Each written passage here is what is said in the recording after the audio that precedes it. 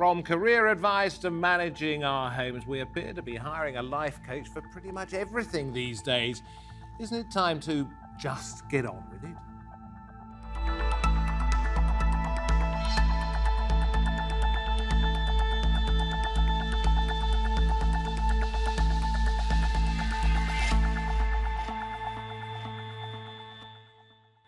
Look back not too far, and there was a time, was there not, when therapy and counselling was seen as taboo. No longer. Now, counselling comes in the form of life coaches, and some people just cannot do without them.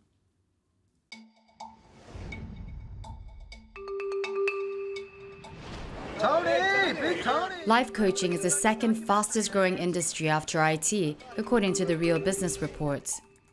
Busy lifestyles and pressure mean many people look towards life coaching to help them achieve their personal and professional goals, particularly young people. A study by the International Coach Federation showed that 60% of clients are under the age of 45, and that spurred the life coaching business itself. By 2017, the global coaching industry was estimated to be worth $2 billion. But are these experts properly trained, and does it matter? Well, with me in the studio, we have Michele Attias, who is a life coach and international speaker, also an author. We'll talk about her book. Tristan with us too, health and wellness expert, who styles himself the Gorgeousness coach. And with me too, Mamta, Saha, an international business psychologist. Great to have you all with us. I wonder if I'm going to be a different person at the end of this programme. But let me ask you two, first of all, since you do it for a living, what would you be able to do, Michele, to me that I couldn't do myself? What I would be able to do to you that you wouldn't be able to do yourself is ask you different questions. So, for example, what most people do is they have a thought pattern. They have a particular mindset, and they keep running those same thoughts and those same beliefs again and again. And therefore, it takes them to a particular direction, whereas as a life coach, I would start asking different questions and start challenging you based on the changes that also you want to make in your life. So I'd have to tell you the questions I was asking myself so that you would know what questions you had to ask that were different. I wouldn't necessarily need to find out the questions. I'd need to find out your Otherwise, you might dialogue. be asking me the same question. No, I need to find out your dialogue, how you live your life, how you describe your life, and what you're not happy about. So everybody who comes to see a life coach, Tristan, I'll ask you this. It's an open conversation, by the way. Yes. Everybody who goes to see a life coach has to be unhappy.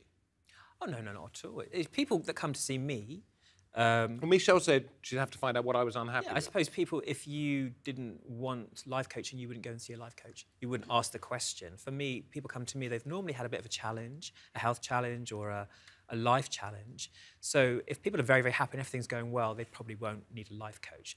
But for those that maybe are looking for a bit of guidance, some support, some help, then, that can lead to a conversation which could lead to taking on, my service. OK, so try and describe yourself and what you do. How do you identify yourself? So I'm a health and wellness life coach. So my focus ultimately is if you have hopes, dreams and goals, to have the health to support that is essential. So a lot of people are trying to reach their potential, but maybe not very healthy. So if you want to realise your potential, I think it really helps to take really good care of yourself. So it's ultimately about self-esteem and self-empowerment. I will come to you in just a moment, Mamta. I'm not ignoring you. So let's just set up certain premises. You're effectively holding up a mirror to somebody so they can see themselves perhaps more clearly. I think so. I think it's about, like, as you were saying, people only know what they know. So to give someone a fresh perspective or to ask a different question, to bring out, maybe thoughts or feelings that maybe you hadn't, on a busy day, ever really expressed. And it doesn't have to be that they're particularly unhappy or depressed. They just have to come to an understanding that life kind of isn't working for them. Something that they're doing is just not serving them to live the type of life they want to live, or even create the kind of business that they want to create. Something just isn't serving them, and they don't really know why, or how, or what they need to do. We'll go to Mamta now, because I know you're a little sceptical about some of this.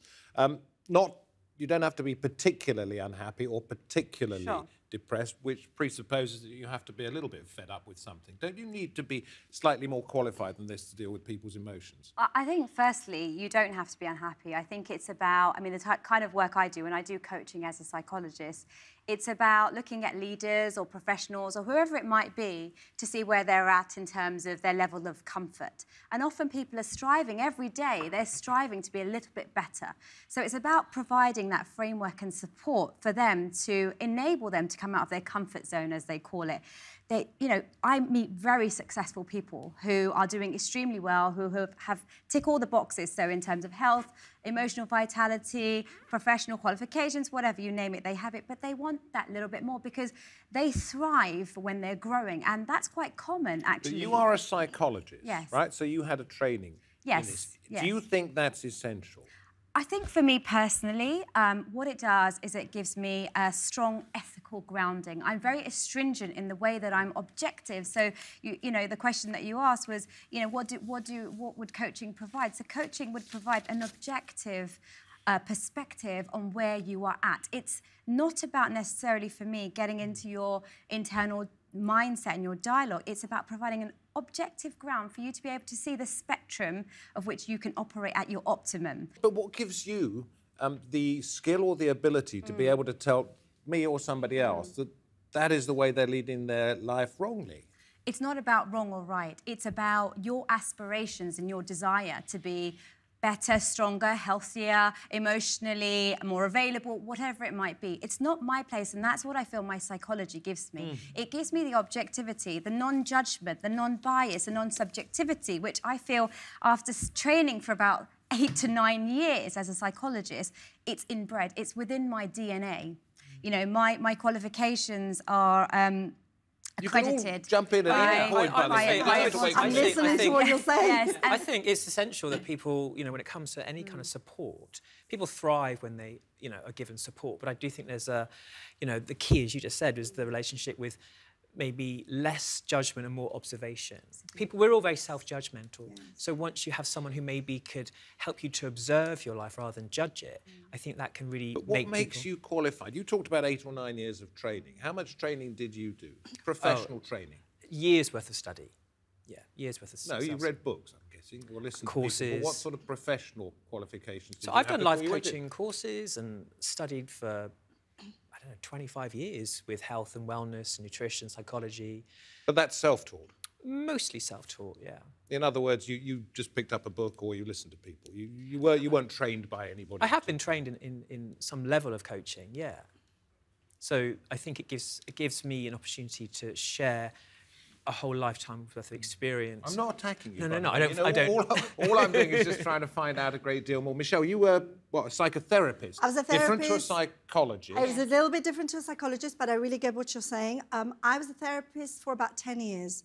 I was also a clinical supervisor, which meant that I was a qualified supervisor to supervise therapists and their client caseloads as well. So I did that for 7 years also. And I decided to pack it all in, give in my registrations, my accreditations, and become a life coach. And even within that, I did a year of a life coach certification. And I just found it was far more transformative. But definitely, I find, as you were saying before, that the fact that I've been a therapist before and I've used confidentiality, contracting with clients, boundaries, that really serves me when working in coaching. Isn't it an easy way to make money, though, compared to being a therapist? Or you were a singer for a while. Yeah. Yeah, isn't it just an easy way? Hang on, look, that chap over there, he's making loads of money. There's a guy I'm going to quote in a minute who makes, he reckons, £500,000 a year. Good for him. I think, like anything, there's great life coaches. There's maybe life coaches that aren't great. I think results hopefully speak for themselves. You're just trying to make people feel good about themselves, aren't you? Well, partly, and nothing wrong with that. Well, no. But I'm saying that, therefore, it's not particularly difficult. If you flatter somebody, if you tell them that this is achievable, if you tell them this is possible, they're going to feel better about themselves. Well, I think that's part of it. Support and encouragement goes a long way. Someone to help believe in you, to guide you, to support you long term. I think people really do develop that way. But like anything, There's people that are really qualified, there are people that are good, not so good, and everything in between. Yeah, I think fundamentally, and my experience, I look younger than I am. I've got about 20 years experience. What I've learned from... Well, that's two of you, because you're 48, aren't you? Yeah. Yeah, and you get asked for ID in pubs or when you're buying wine in the supermarket. Still get asked for ID, yeah. A little bit of Botox there, isn't there? I adhere to the 80-20 rule. 80% totally organic food, and then a little bit of something on the side. I think Yours is all natural. Oh, it's completely. Yeah. But health does come into it, and I think that's valid. What I've noticed is it takes a type of person to do the kinds of things that we do, whether you have that 10 years of psychology behind you or you have a years of self-study. I have seen a lot of cowboys out there, and I'm not sitting on the panel with a cowboy. There's no hats around. I was just going to say that.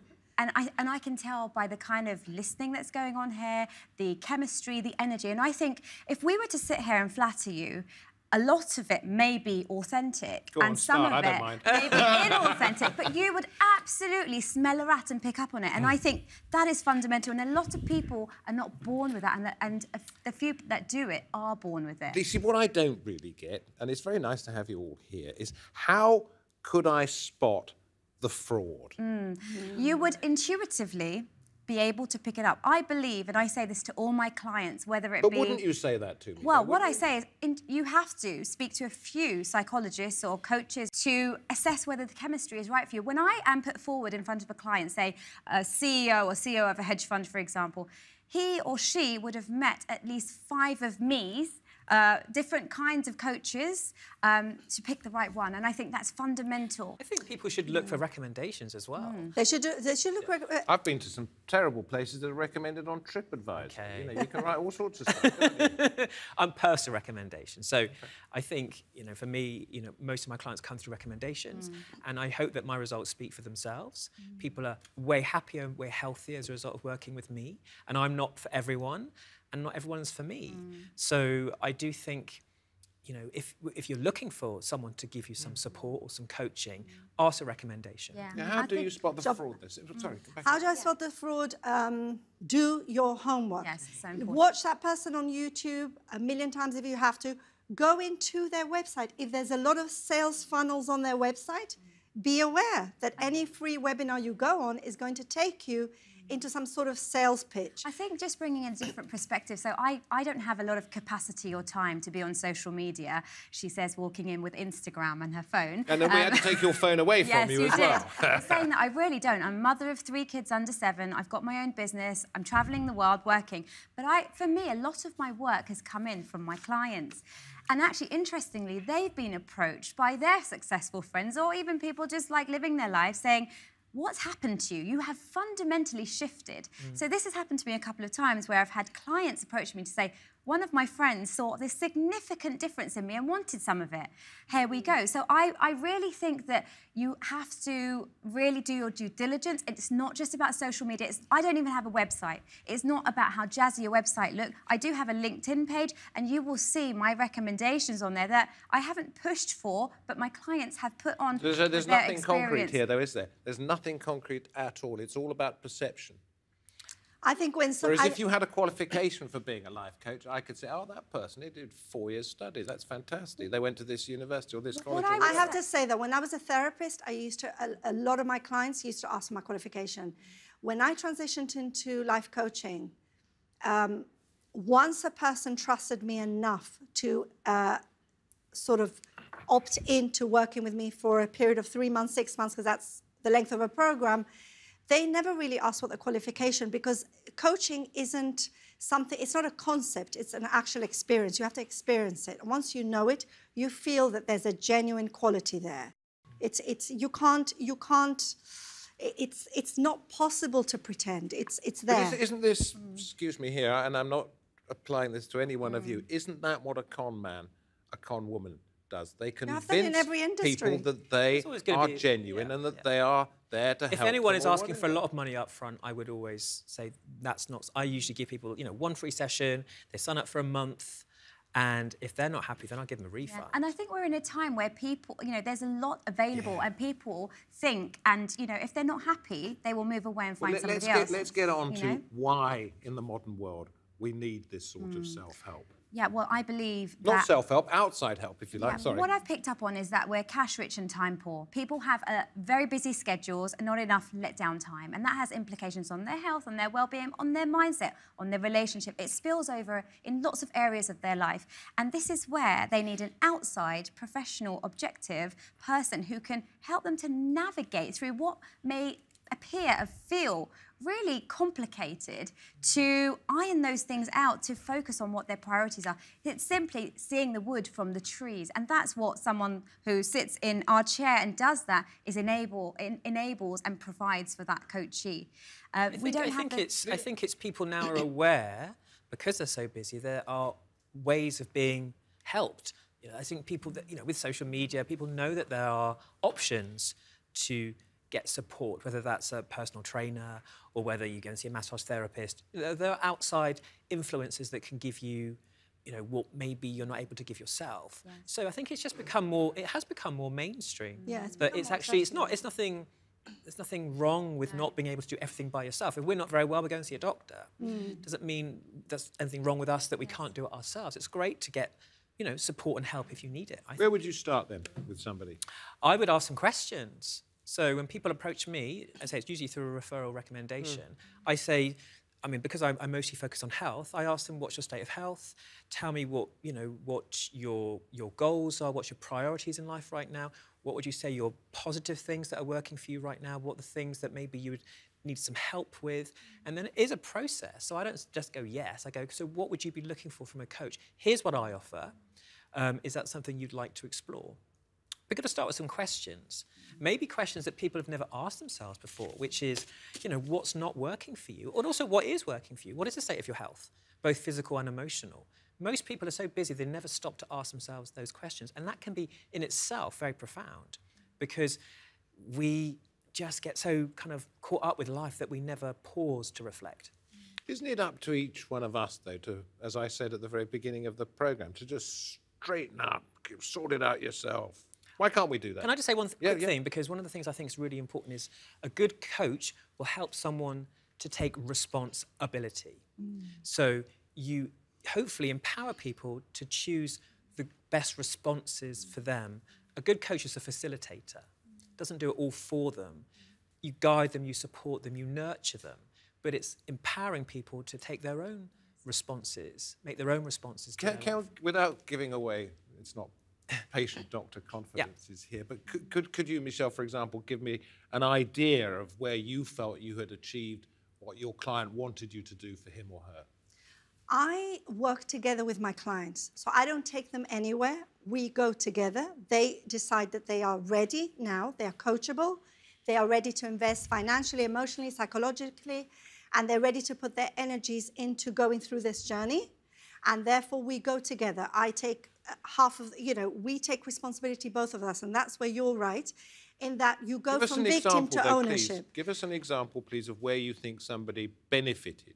I've had many clients who came, for example, I work with a lot of clients who are stressed, overwhelmed, overthinking, anxious, and in slowing them down and beginning to get real clarity on what they want to create, everything has opened up. They become more creative in their business. They become more open to possibilities.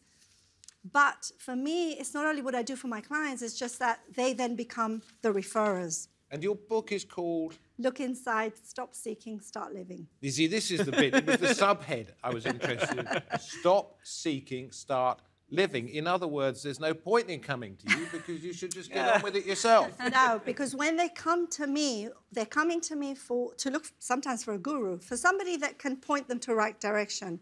And what I want to do is I want to tune them into their own well-being, to their own potential, to pull those threads.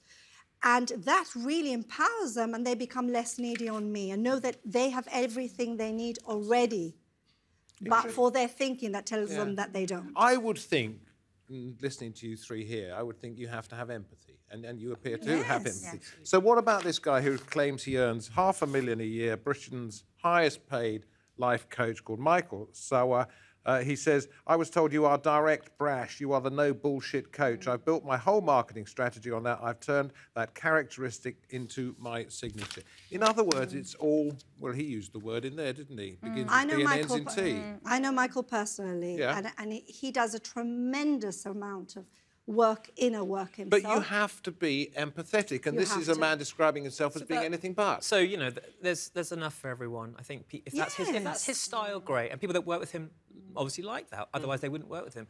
That's not my style. I'm sure it's not our style. But if he's getting the results, the client's getting the results they're happy with, and that's his branding, great. As a psychologist, something that I really concentrate on is getting to the root of the issue. And this is where a lot of coaches like that just scratch the surface and put a plaster on it.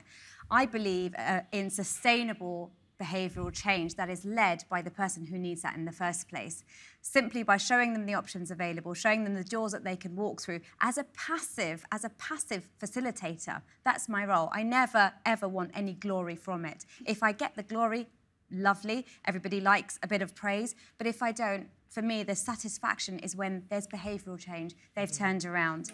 Yes. But it's got to be at a deep-rooted level, not on a scratch-your-surface, I'm just going to tell you what you need to hear, sort your life out, and you might like that for 5 minutes. In a year's time, you might revert back to that behaviour. So you have to be a foreseer of the future for this person. You have to be... You need to see this. You need to see what is holding them up. You need to look at the deep-rooted issues. Yeah. For example, something, so, you know, sharing without breaking any confidentiality, you know, someone might have been told something when they were very young and it just stuck with them, and it got them to the point where they could not present in front of others. They couldn't have conversations, make eye contact. But to find this, to go this deep into somebody's inner self, into their psyche... For me, it happens you have to have training. This is where you have to have trust as well. So it's all part of it. When somebody comes to you, they don't really, as I said to you, as a coach, I don't think anybody has ever asked me what my qualifications are. They did when I was a therapist, but not when I'm as a coach. But here's the thing, again, as I said before, coaching is not a concept, it's an experience. When they sit there for a coaching consultation and they experience something internally shifting, it doesn't matter what qualifications you have or don't have. They know there's been a shift, and they come out of that session with that. It's a bit like the confessional, if you happen to be a Catholic in that sense, isn't it? You're getting them to talk about the things that they perhaps don't want to talk about or don't acknowledge. It's deeper than that. But I did want to go back to something that you talked about before with Michael Serwa, which is the amount of money that coaches make. And I think that's a real myth. Because you told me you started to do it before the programme because you've been making more money than you would do as a psychotherapist. I didn't do it because of that. It's as a result. It's as a result of becoming a coach, but it was never my motivation.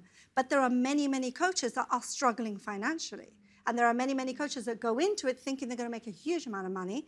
And it is very, very hard because you, as a therapist, have a client coming to you on a weekly basis for sessions. When you are a coach, you have a very different arrangement with the client, and you are also proposing sort of financially sort of a higher fee as well. So you have to show up far more powerfully, and that takes a lot of inner work. Yep, I agree. Talking of Michael Serwa, very briefly, he also said in the same interview, I wish I had more grey hair.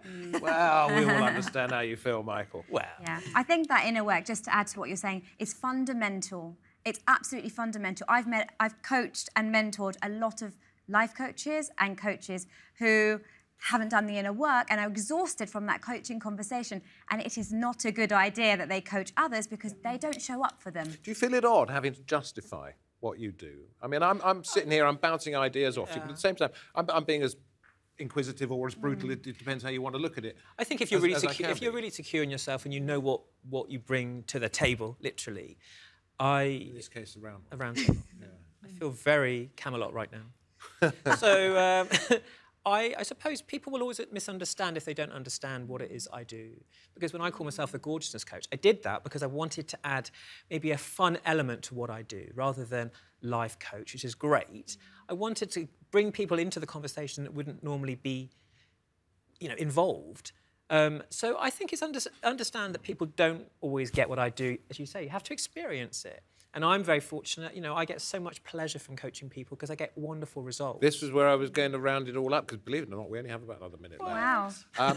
I was going to round it up by saying satisfying. It's the most profoundly wonderful, exciting, wonderful thing I've ever done in my whole life. Absolutely. And it changed my life. When I transitioned into coaching, I changed my life first as a person, and then I went out to coach others. It was transformational. I would not be sitting here today had I not been coached myself. Okay, final question, because we don't have very long. Yeah. Okay, you obviously find it satisfying, but is there a danger you could get it wrong and perhaps do harm?